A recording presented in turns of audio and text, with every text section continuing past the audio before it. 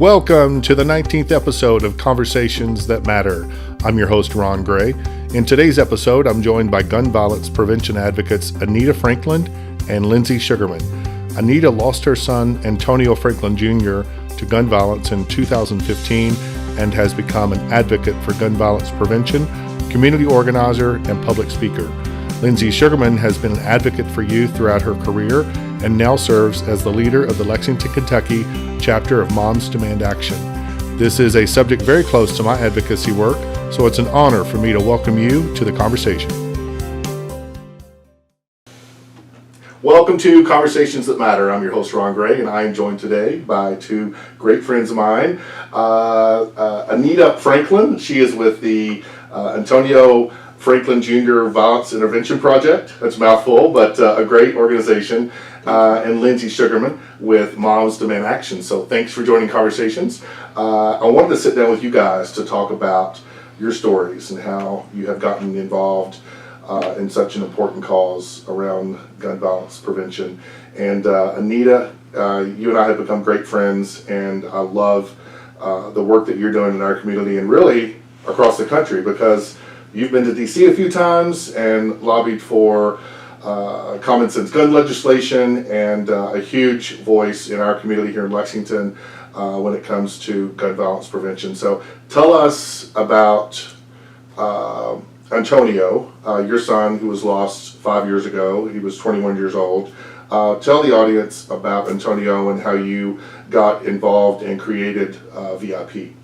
It's my pleasure. Antonio had just turned 21 years old, probably a mere 4 months to the tragic day that he was shot. As the story goes, he was walking through a local park full of kids, babies, and adults, and he stopped and talked with some friends. I received that dreadful information. My younger son, that was 15 years old at the time, saw it on Facebook, of all ways to be notified that somebody had injured your loved one, and he said, "Mom, I think something's happened to Antonio."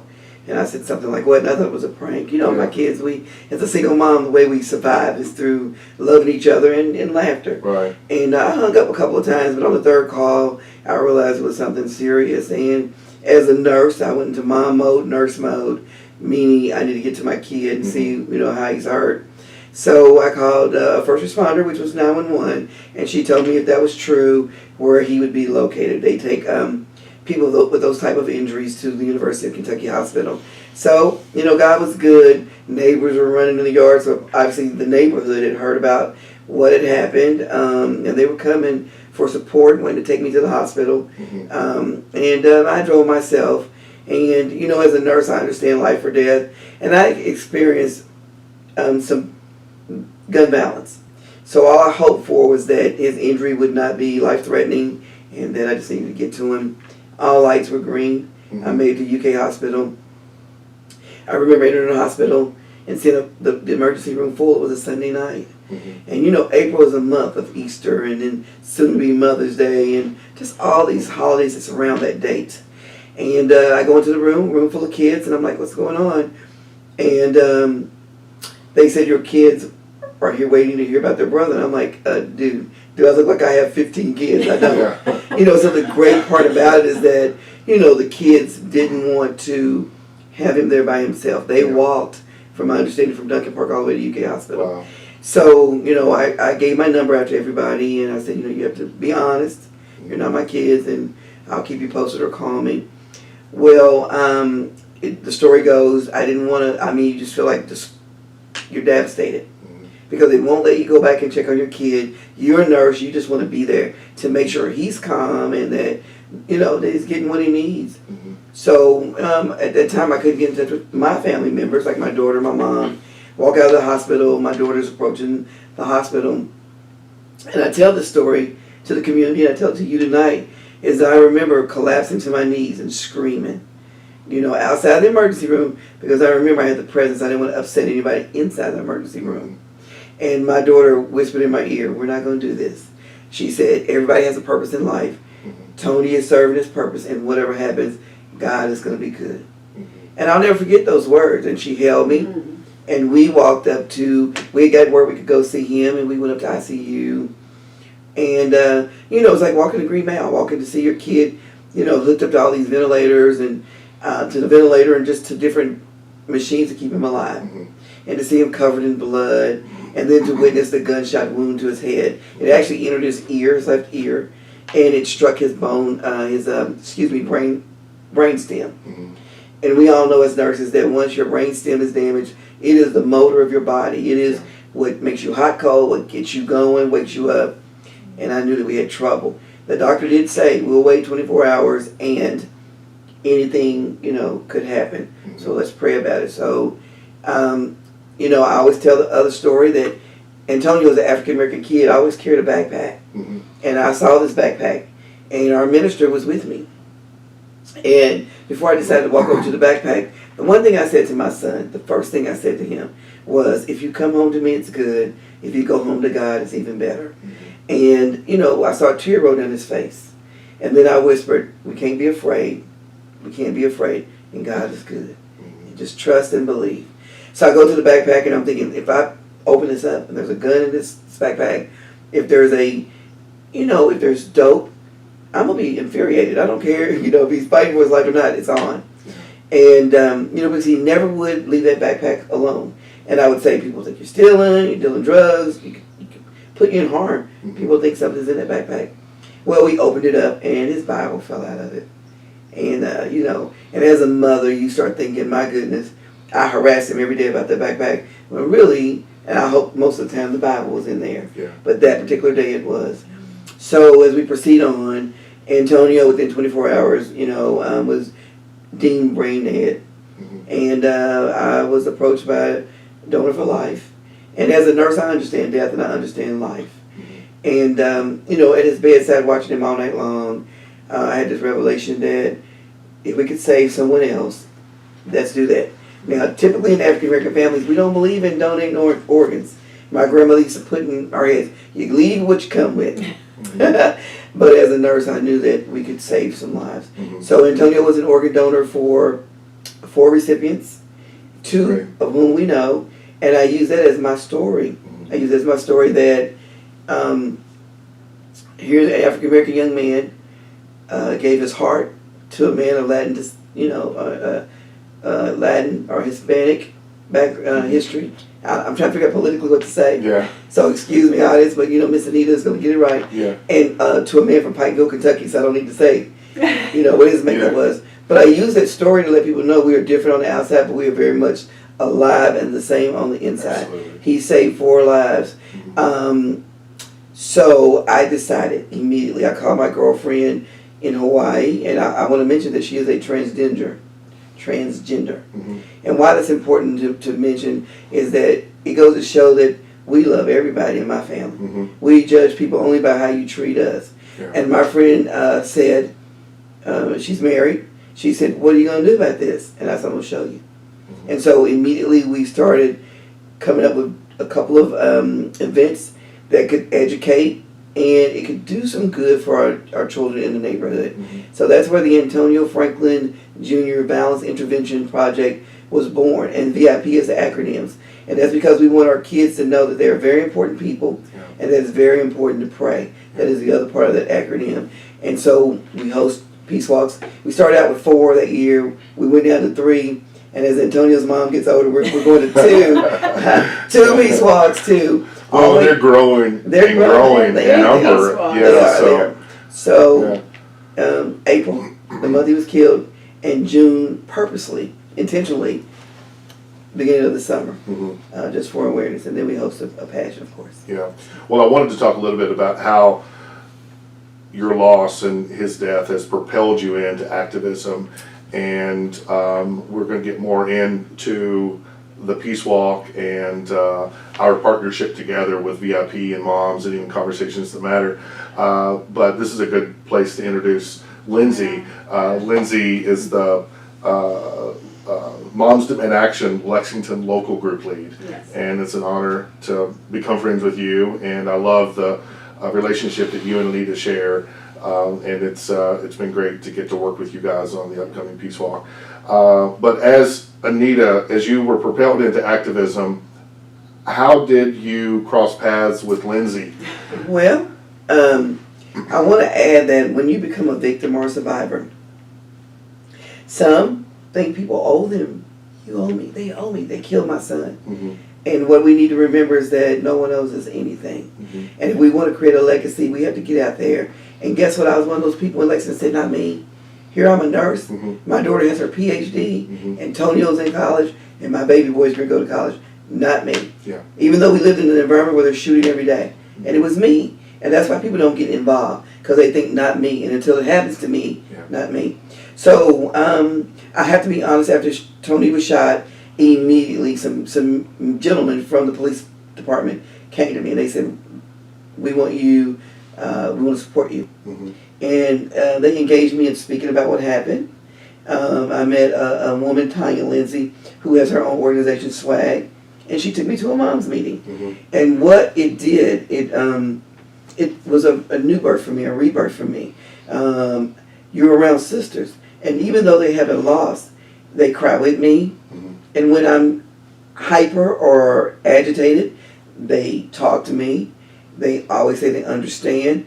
I had one mom tell me, I'm sorry you had to tell people that your son was an innocent bystander. Because you see, first thing we think about is what was he doing in that park? Was he shooting? And he wasn't. He was what you call a true victim. He was on his skateboard, he was, right? Yeah, he was just walking through that park, meeting the girls and just... Bible in the back. Yeah. Yeah. And so, so I met Moms in Action, and I started hanging out with them.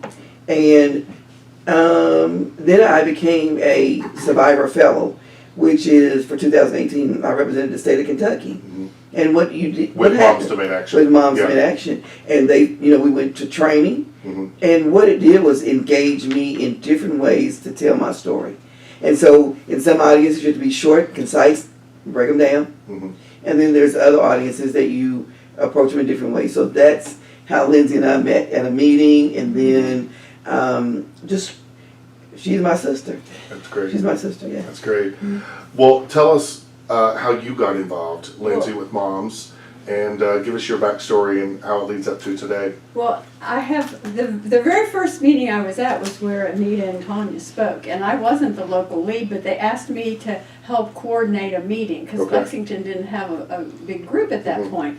And so that was my first meeting, and just listening to her again today, it's like every time I hear this, it's just overwhelming. It's like the first time, Yeah. every time I hear it. Yeah, and I had just retired, Mm-hmm. and my professional career, I worked with Partners for Youth, which is working with youth, and we're seeing violence and drugs and things that get in the way of them having full lives. Mm-hmm. And then I worked with the Mayor's Alliance on Substance Abuse, and substance abuse and guns, there's this awful connection. Mhm. So I had worked in that area, and then when I retired, it just was something that I was drawn to. Mhm. My heart was there, and then the first meeting, having Anita and Tanya speak, it was just, yeah, I need to do this. And before, like 3 months later, I was the local lead. And Anita and I talk a lot. We share a lot, and we've traveled together, and so I guess getting to know you right off the bat was probably one of the reasons I said, yes, I'll step up and do leadership, because Mm-hmm. this is a culture of violence. It's a United States problem. Mm-hmm. I mean, we've got information. You are 25 times more likely to be shot and killed in the United States than any other developed country. And it's an epidemic, and we need everybody's voice. We don't need just the people that have had a personal loss. We need everybody to come Mhm. together, regardless of political party, and find solutions. And that's Mhm. one of the things Moms does. It's the largest grassroots group working on gun sense. Mm-hmm. And the more I got involved, the more I felt like this is something to do. This is something we can do better. Yeah. And we sort of keep each other going sometimes. She keeps me going for sure. Well, I first met you guys when Conversations That Matter sort of, I call it a social experiment. We first got together last year around March after the Parkland school Yeah. shooting. and we wanted to get together to talk about how we as ordinary citizens could really be involved in the community and take some action against the gun violence epidemic in our country. And it was just a true organic unfolding that I met some folks with moms. Then I met Dr. Susan Pollock, who is close to both of you guys, and she said, you've got to meet Anita Franklin. And I'm like, tell me more. Who is Anita? What's her story? And then, before you know it, Anita and I just really connected on an organic level, really, and we've developed a great friendship, and I've learned so much from her and so much from you and your team at Moms, and you guys have been part of the conversation and Conversations That Matter quite a bit, and we'll get into a little bit more in a while about how we're working together on some projects, especially the Peace Walk. But you mentioned some statistics, and I was doing some research earlier, and the Giffords Law Center to Prevent Gun Violence, the Gavin Giffords organization. Yeah. Their latest numbers that they publish are from 2010, which is a problem in itself. We just don't research gun violence in this country. But 30,000 lives are lost each year due to gun violence in our country. And that number may be higher because these are from 2010. But nearly 20,000 of those are from suicide loss. So there's such a need to have a cultural shift around guns in our country, but also, and I say often, you can't really legislate cultural change, but we do need legislative initiatives to make our streets safer. It comes from a cultural shift, it comes from legislation. And you guys as moms have, and it's really in collaboration with Anita, because she's gone to Washington a couple of times and lobbied at the doorsteps of our senators. But you guys single-handedly, session before last in Frankfurt, held off so many bad gun laws, and that's when I knew Moms was on the scene and they meant business. We've got a determined group. Yes, very absolutely. Determined. And when we do go to Frankfurt, Anita's usually one of the speakers because, as you say, her heart is there, and she is such a powerful speaker and a powerful representative. You're also part of Attorney General Bashir, who is now our Democratic nominee for governor, a part of an organization or an alliance, right? I am. I ran for city council, and I always said God gave me that vision to run for council. Yeah. And then 2 months after not winning that seat, I was chosen to be on Attorney General Andy Bashir's Survivor Council. So I just got the council wrong. Yeah. So you were here on the call. You just weren't sure on council, right? Right. So I'm on his council. That's great. Yeah, and I got to be in Frankfurt recently when Anita spoke, so that was a real honor as well. I want to talk some more about the upcoming Peace Walk and Wear Orange. Lynsey, tell us about Wear Orange, because it's a new initiative that I've just been recently introduced to myself, and we'll get the backstory, a little bit more of the backstory with Anita's Peace Walk and how that is really connecting with the Wear Orange initiative. Well, Wear Orange started by some teens in Chicago. It was Patty Pendleton, who was a 15-year-old girl who walked in President Obama's second inaugural parade and came back to Chicago all excited, and days later, weeks later, she was shot and killed in a park, minding her own business. And she was another innocent bystander who got shot and killed, and her friends just said they'd had enough. They had had enough, and they wanted to do something. And these teens got together and they said, hunters wear orange to protect themselves. We are going to wear orange to show people that we've had it, we have to end this gun violence. And that was in 2013. And Moms Demand Action started in 2012. And so Moms was still very new, but they immediately thought this is a wonderful thing, and they embraced it, as did many other groups. It's not a mom's thing, it's a national thing. But these young people started it. And it's so cool when you see teens put something together, and the passion and the power they have. So that's how it started. And 2 years ago, Anita and I were involved. We had the very first one in Lexington. We had just started our Lexington chapter that year, and we had something in the government center.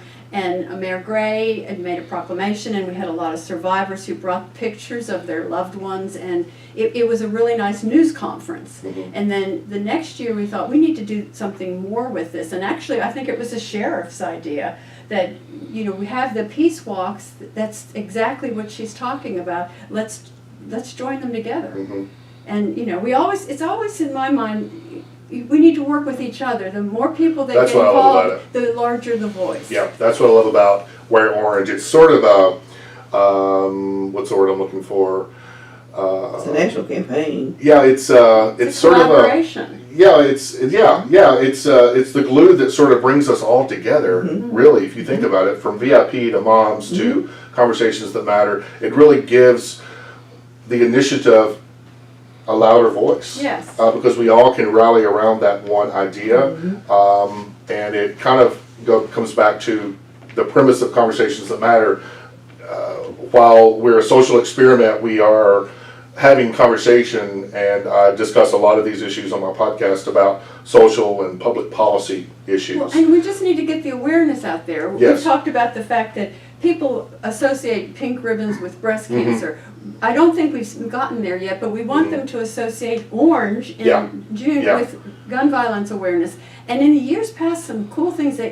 Niagara Falls was orange. The Empire State Building was orange. The bridge going across to Indiana from Louisville was orange. We've had the Helix Garage orange. And you want to say the new thing we're having orange? Well, so this year, of course, we have the Triangle Fountain. The little fountain at the Triangle Park is going to be orange. And just by fate, we were downtown, and someone said they're changing that city center building to different colors. It actually was someone, and I'll tell you about that later, that has attended a mom's meeting, or she attended something, the walk. It was a parade, the St. Patrick's Day parade. And she's the one that told me. And so I said, who? And I had Dina Howard. Who do we talk to? I had Dina Howard with me, and I'm like, So we went looking to see who's got the, the remote. That's going to be great. Change I the love colors. that. So City Center will be orange On Saturday, June 8th. Now let me tell you, that's wonderful, and I just want to give kudos and thanks to the gentleman that is allowing us to have that orange for that day. And she's right. We just need to make sure people start thinking orange is for this. Yeah. And other colors are for different things, and so. Yeah.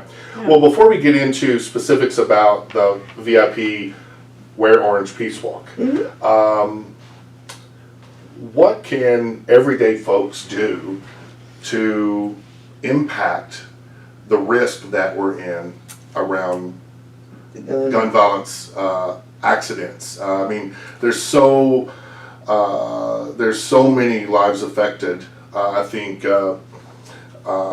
there's one statistic that says 9 children or teens are shot every day in this country, and mostly because of insecure firearms in the home. I was going to say or in the that car. secure weapons, because young people get a hold of a weapon. People get guns out of cars too. Yeah. And just if we could get people to secure their weapons, that would make a huge difference. It really would. Working at the Sheriff's Department, professionally I'm a nurse, but now I work at the Sheriff's Department as their community outreach coordinator. And so when we go into the schools, one of the things that we say to the kids, well, now tell me, what are you going to do if you see a gun at a friend's house?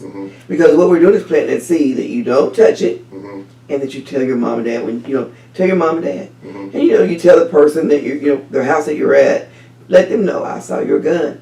That's put your gun up.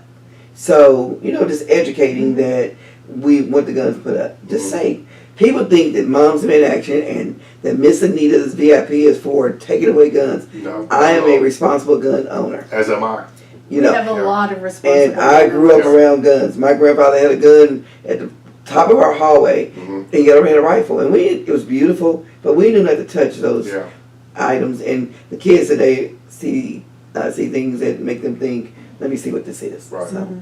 Right. And one thing people sometimes worry, they say, well, I want the gun for protection, and if I lock it up, I won't be able to protect myself. But we had a presentation the other day, and she was saying, first thing she does is she locks her bedroom door, and if she hears something, she can get the gun and she can do it in like 30 seconds.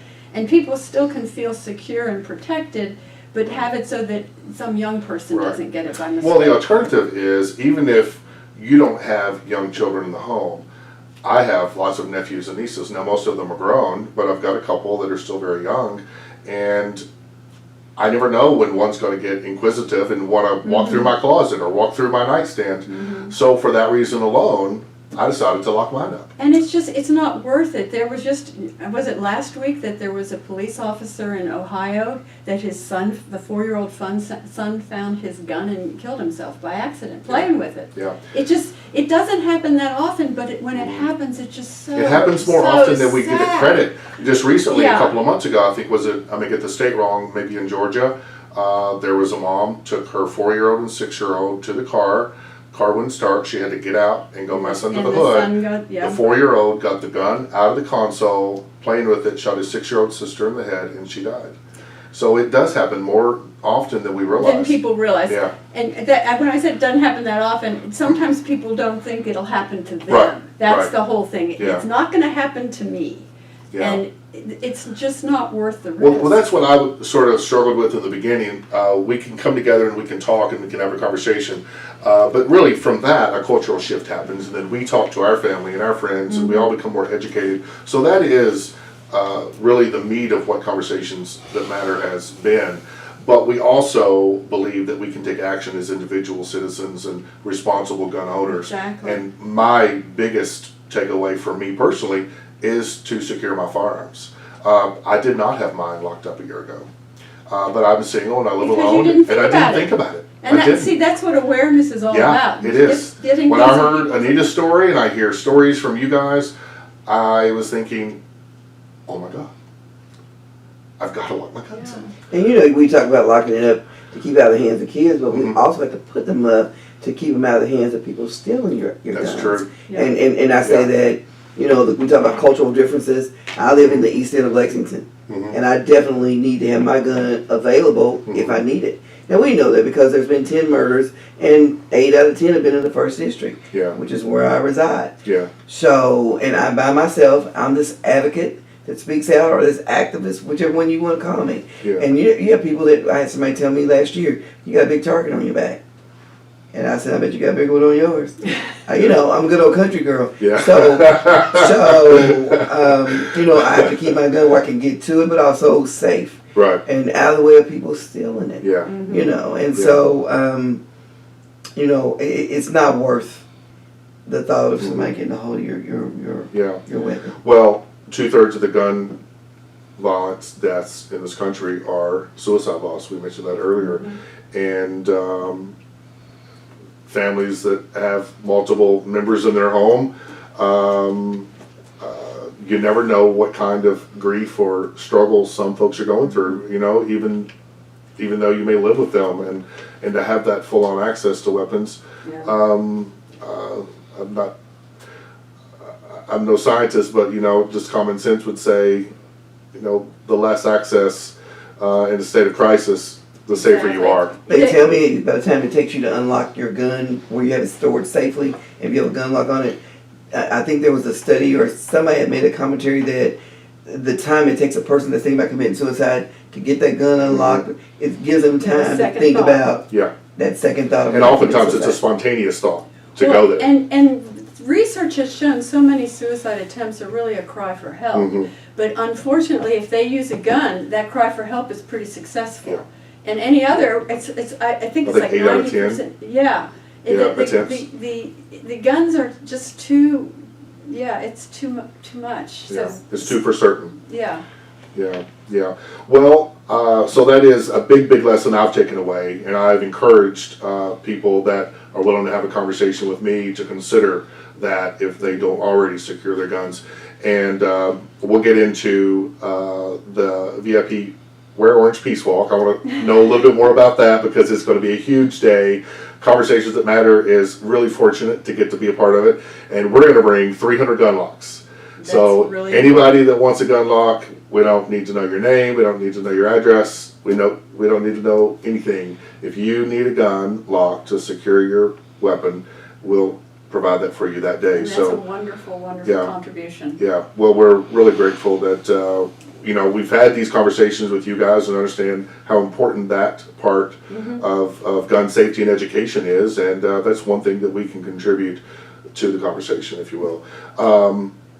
So, Anita, tell us more about Saturday, June the 8th, the Peace Walk, and what that itinerary looks like. We've been planning and talking about this for over a year, but as always, I'm learning to release. It's kind of like my baby, but I've learned to release a little bit, and so we are collaborating with a lot of people this year.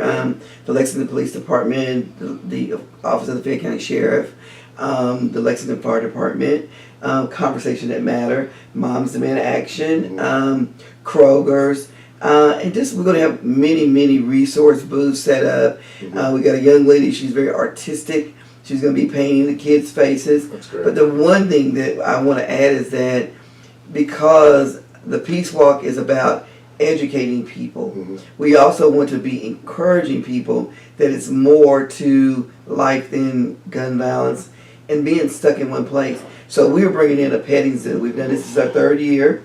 Bringing a petting zoo that's going to consist of llamas and pony rides. And people don't believe this, but some kids in that inner city have not seen anything but cats and dogs. Yeah. And we want people to dream. Somebody did that for me. That's how I became a nurse. That's how I became, in the position that I'm in. Somebody believed in me, gave me a hand and said, you can do better. Yeah. Let's move forward. That resonated with me. When I first heard you guys talk about a petting zoo, I was thinking, well, what's the relevance there? I don't get that part. But then I understand now. You want part of my goal through a children's charity I'm part of called the Toy Chest is to really, I hope through what we do, helps kids dream a dream bigger than their reality. Open their world. Yes, open the world.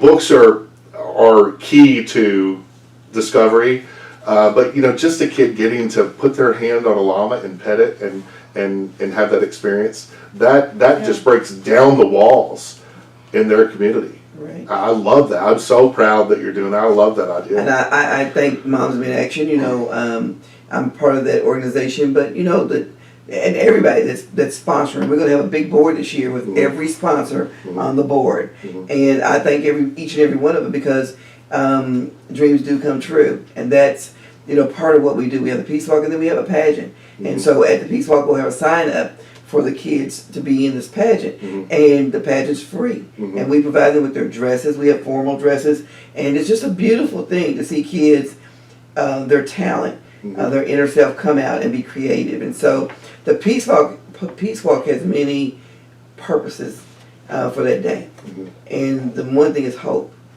and belief and faith, and we want kids to know that dreams do come true. And we'll help you figure that avenue of what you need to do to become who you want to become. And I also bring people to the Peace Walk to let them speak that have succeeded, that they came from that environment, but they're doctors and nurses like myself and work for law enforcement.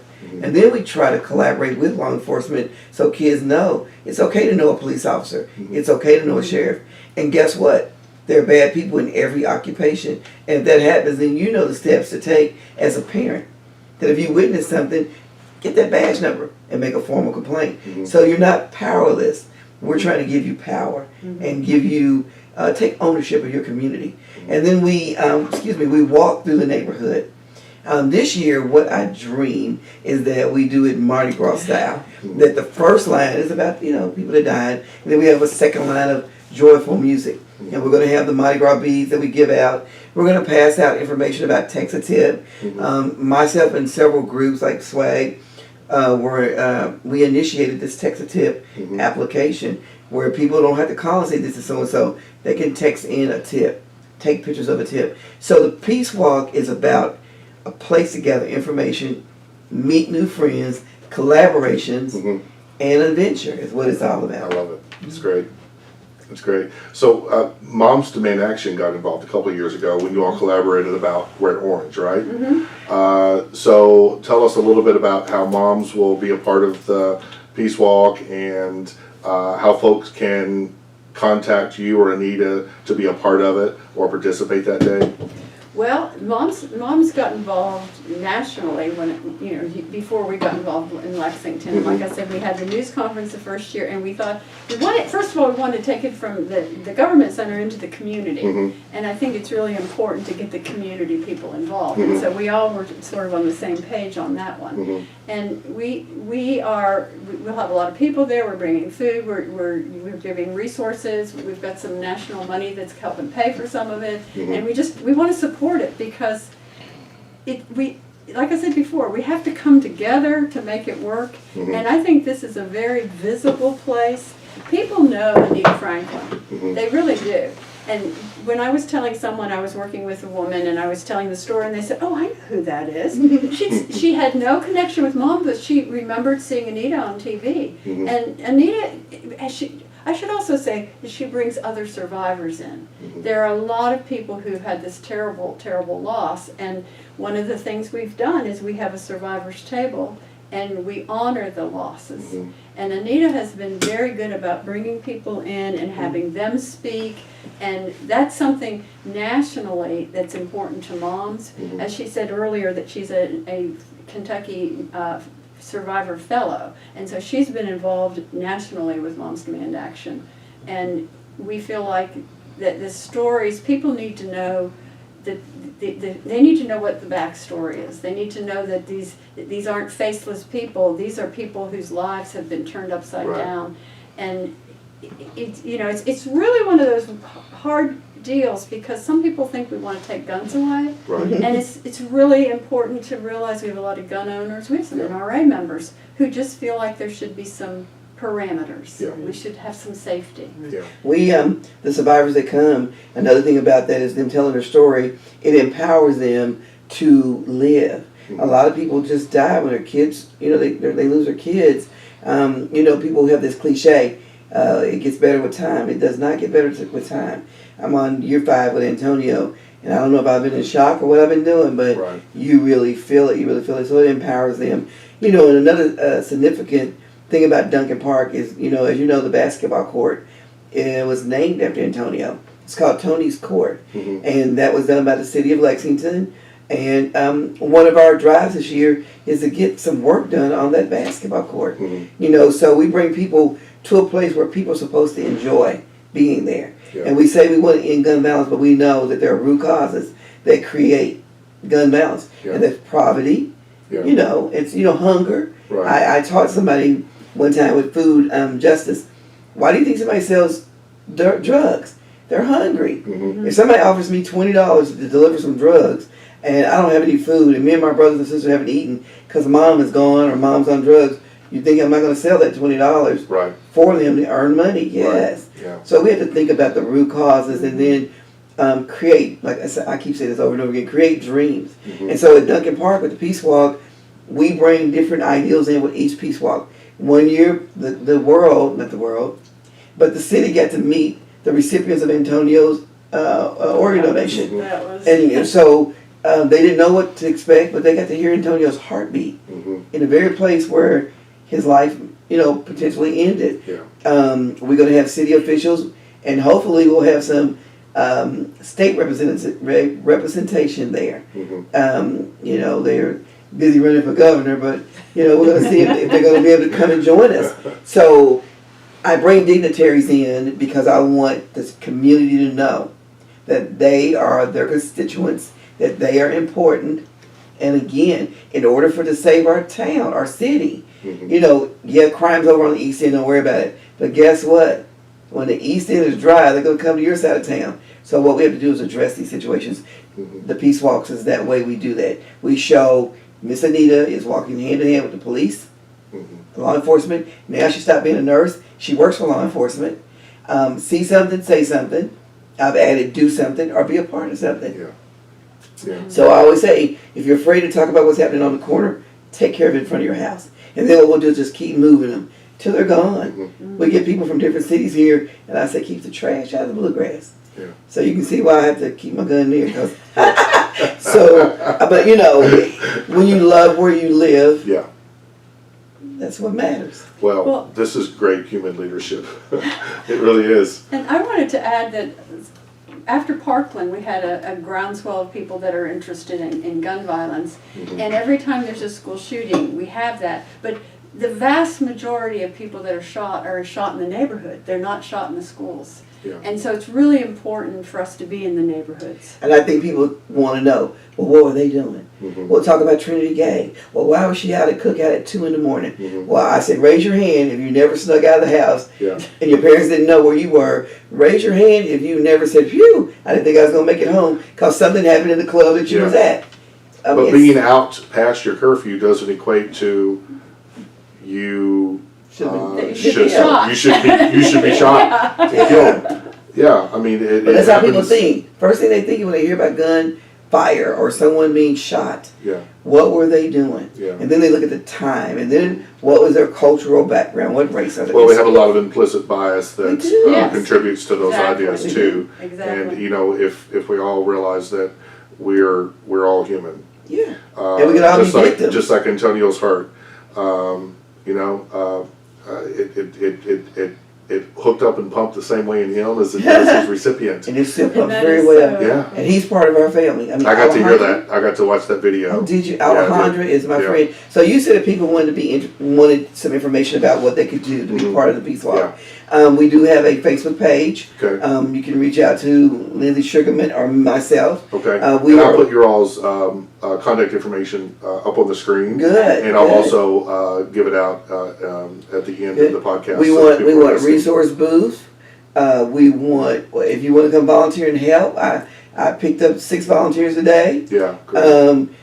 Last year was 300 plus people. Yeah. And I intend on, before I decide to move, is have that entire park swelling with people. Yeah. I don't know if it's because country is swelling, but full of people. And so we want people to bring their families out. And someone sent a message and said, "Is this just for victims and moms in action?" Absolutely not. It's for the city of it's for Lexington. everybody. And as a matter of fact, I've invited friends from Kentucky. And anybody out of state that can make it, they're invited too. I want people to come. And if you can't walk, bring a chair. Yeah. We have good music. Good music. And I'm telling you, it's just a time you never forget. And it's a mere 4 hours, It's over before, it starts at 4 p.m. and it lasts about 6:30, so that's not really 4 hours, really. Yeah. It's Well, 4 we'll hours be for there us 4 because we're hours. setting it up. For the setup, But, yeah. and we want people to engage. Make it help us make it larger for next year. Well, and it's getting larger every year. Yeah. I've been coming for 3 years now. I didn't come at the very beginning because it wasn't on my radar. I didn't know about it the first year. But once I became involved, I've come every time, and every time is larger. I think people are really touched by it, and they come back, and we're trying to reach out to more people. And like you say with the story, my story can be deep or it can be shallow. I'm writing a book, Caught in the Crossfire, and I wanted it out for the Peace Walk. It's not going to happen. But the reason being, more things are happening that I need to get in that book just to document that. Yeah. But I'll tell you what's going to happen very special, since I'm going to give you this exclusive here. We're not On Conversations That Matter. Right, we're not on TMZ, we're on Conversation Matter. What I've done is reached out to the fire department, and I don't know if this is going to happen, but I've asked them to provide me with the names of the first responders in the park that day. And let me tell you why. Yes, that's their job, but guess what? They did their job. Right. And because they did their job, Antonio was amongst us for one more a day, and then we have 4 people that are still with us 5 years later. Yeah. So I want to recognize them. And that's what I do at the Peace Walks. I pick something that I know will intrigue people. It's something that people can take away with them. Yeah. That they say, when's the next one? Yeah. When's the next one? So that's what I want to do. I want to honor those first responders. Because you know what? How tired could they be going to scenes where people have been mortally wounded or victims laying deceased on the ground? People say, how do you do it, Miss Anita? Because I'm a nurse. I understand life and death. I witnessed both. So I understand the beauty of it. Yeah. And I want them to know that I appreciate what they did for my son. And what it does, it encourages them to be better for the next victim. Yeah. Because they know people appreciate People them. care. People appreciate. Well, even though they're doing their job every day, I am confident, because I have friends that are first responders, and in my first career I was an ER nurse, so I saw those men and women every day I was at work. I am sure it empowers them, and it makes them feel like their sacrifice and their devotion is worth it. So kudos to you for acknowledging them, and I know you have a lot of relationships with those folks that were involved in Antonio's loss, and I know it makes a difference. And even the children that created that crime scene that day. The one thing that was different, and I pat myself on the back. Sometimes we don't give ourselves credit, but I forgave them. I openly in court. There were kids that were accused of the crime. When I found out exactly who was probably the person that did the shooting, I wasn't going to hold. I could have been quiet, and all of them would have went to jail for that murder. And I decided I need to do the right thing, and divulged this one particular guy had a gun that was standing behind Antonio, and probably he was the one, and it was his bullet. So I forgave him. But again, like I say, his grandmother, I tell the story, came to me and said, I'm mad because my grandson got 7 years. And I told her, I'm mad that my son got a lifetime. Yeah. So that's how people think. So we can't believe it's not me, because one day it could be. Yeah, absolutely. Well, to recap, the Antonio Franklin Jr. VIP Wear Orange Peace Walk. It's a mouthful, but it all means something. It's all It's important. all very important. It is. Saturday, June the 8th, Yes. and it starts at 4 p.m. Yes. in Duncan Park Duncan in Park. Lexington. It's located between Martin Luther King and Limestone, Okay. between 5th Street. It's off of 5th Street, so it's that Okay, beautiful great. park. And then we'll do. I was fortunate enough to be there in April, right? Yes, sir. And we'll do the walk around the neighborhood there. Yes, it's a very short walk, and for those that want to walk, join us. Those that want to sit around and wait on us to return safely, They can that's do what you that. do. Yeah. And it's rain or shine. Yeah. If you want to see some pictures from the Peace Walk, look at my Facebook page, Anita Rowe Franklin. My life is open book. And look at those Peace Walk pictures. We walked in the rain, and I know some people might say, but Andy Barr walked in the rain with us. Yeah. And that's the type of people that we have that participate in our walks. Mhm. And whether we agree with what he does or does not do, what we need him to do is continue to engage Yeah. and get the feeling how we feel. He needs That's to how be you compelled. change. Every legislator needs Every to hear this legislator, story yes. and be compelled by this story. Absolutely. Because there are thousands of them like yours. Absolutely. And you are on a platform here that will cause them to hear it. We're going to find a way to force them to hear it. Well, and Andy Barr was at a picnic with the police this past Saturday. Mhm. And it was funny because he kept saying Anita. I'm like, what's my name? He's Anita. He Mhm. knows my name. And then I thought, There's your name. he should know my name. Yeah. Because I'm on his radar. Yeah. I want you to have some good gun sense laws in place. Going to Frankfurt and talking in front of that group. We almost had them. We were close. We almost had them. But we had somebody who was really determined that she thought concealed guns were okay. And I think statistically we'll find out that was not okay. Yeah. We had a shooting today in Lexington. Do We did. So we had to keep fighting the We fight. just have to keep it. We Yeah. have to keep It's educating partnership. people. Yeah, Right, that's I what it's want- all about. It's education, Yeah. it's Yes, safety it is. training, It it's doesn't have to understanding be what we we, can do they. as ourselves. Yeah. We Yeah. have to find Yeah. the Right. common And Ron, I want to Yeah. tell you that your friendship is very valuable to me. Thank you. I appreciate Please you. do. I support conversations that matter because you know what? That's a part of me. The reason why I do what I do is so that conversations will matter. Yeah. And so I really appreciate you. Well, I appreciate that, and that means a lot to me. And the premise of Conversations That Matter is that we have more in common than we have different. Mm-hmm. And even your story about Indy Bar, whether we are on the same political spectrum as others or not, the commonality here is that we want to end gun violence. We want our children to be safe at schools. We want folks to be safe to go out and enjoy the luxuries of our lifestyles here in America, in our community, from going to the movie theater to walking trails to doing whatever we want to do without fear of being gunned down, whether it's in the inner city or where. And Glenn Brown's mother-in-law, who's deceased now, she held a sign up one time and it stuck in my head. It said livable community. We want a livable community. absolutely. And I learned from a brother that came in town one time, let's stop saying rest in peace and let's start living in peace. Mhm. So I home in on that, and of course my saying is, let's get better, and we'll do it together. Yeah. And that's just what we're doing right now. Yeah. We're doing it together. Yeah. Well, I think you should say something about the T-shirt that Conversations That Yes. Matter. oh yeah. Because I think Yeah. that's perfect. Yeah, Because great. it starts the conversation. Yeah, well, unfortunately, I don't have one here, but we have a community discussion once a month with Conversations That Matter, and thank you guys for being a significant part of that. And last month, we talked about how we could be involved in this conversation and also promote the Peace Walk. My friend David had this idea to, we were going to do a t-shirt, and on the back, his idea was we were talking about how could we get this message out about wear orange, and he said, ask me why I wear orange. So we decided that is what we put on the back of the t-shirt, and then we put a big question mark on the front. Yeah. As you can tell, that it's becoming a hit, not just in Lexington, but you've had folks from Louisville and everywhere say, Right. hey, is that an official t-shirt? Yeah. So I need to talk to you about people that want those t-shirts. Yeah, we'll and I get need some a more t-shirt, you know. Yeah. So, And it's perfect because it starts the conversation. It does. You know, It does. why And that's really all any of us are trying to do, right? Start the conversation. We're not trying to take guns. All we want to do is educate and create a safer environment and get kids from areas that Anita is focusing on engaged and realize there's a bigger life here to live. Options, having Yeah, alternatives. yeah. To I want to tell you this, and I won't say anymore.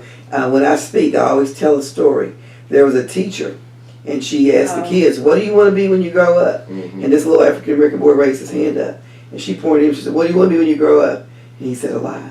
Yeah, Now, when our kids are saying that all they want to do is be alive, yeah, we got an issue, folks. Yeah. It's an epidemic. we do. Yeah, and I think we all have a responsibility in the community, whether we're directly involved or not. I'm affected now because I'm friends with a law survivor here, and I know the pain from looking afar, what that does, and it's changed your life entirely. But the community is grateful to you because you have put that to good use, and you've that platform, and the world needs to hear your story more and more. She turned her pain into action. I Yeah. changed that tragedy into a triumph. And Yeah, I want to last say one thing too. When you talk about how it hurts people, not just in Lexington but across the world, and I don't know if you know this or not, but my daughter was a professor at the University of North Carolina in Charlotte, and they planted a tree outside the law building, and it's still there, and they have a marker underneath that tree. So Antonio not only touched lives here in Lexington, Kentucky, he touched lives in many, many cities and states. Yeah. And so that's what happens. And every time there's a murder, whether I know him or not, like Nipsey Hussle, California, it was so touching. When that man was gunned down, we had to watch someone shoot him, walk away, shoot him, walk away, shoot him, and then come back and kick him in his head. Come on, folks. Come on, let's get, people need some help. And let's get them some help. And guess what? It's more of us than them. yeah, And we just got to give people the power and the tools to know what to do, to be loving, but say, this is not acceptable, not in front of my house. yeah. Well, we'll wrap it with that. Thank you, guys. Thank you, you. Anita, for and thank you, taking the Lynsey. time to do this. Well, this is a great opportunity for us to talk about the Wear Orange Peace Walk, and also to get to hear Anita's personal story and how Moms Demand Action is part of this movement. And My friend, it's not a minute, it's not a moment, it's a movement. it Yes, is. that's It what is we a- Not a talked about. moment, it's a movement. It is a movement, Yes. and Conversations is honored to be a little part of that. So I would encourage everybody to learn more about the Wear Orange initiative and the Peace Walk. You can learn more about that at conversationsthatmatter.co. It'll be Saturday, June the 8th at 4 p.m. Come out to Duncan Park. There'll be some more information on Conversations website about how you can get involved if you'd like. And we hope to see you there and be part of the conversation. And come as you are. If you don't have anything orange, we'll have orange ribbons for you to put on. Absolutely. It's just like church. Come as you are. We want to see you there. Absolutely. Thank you.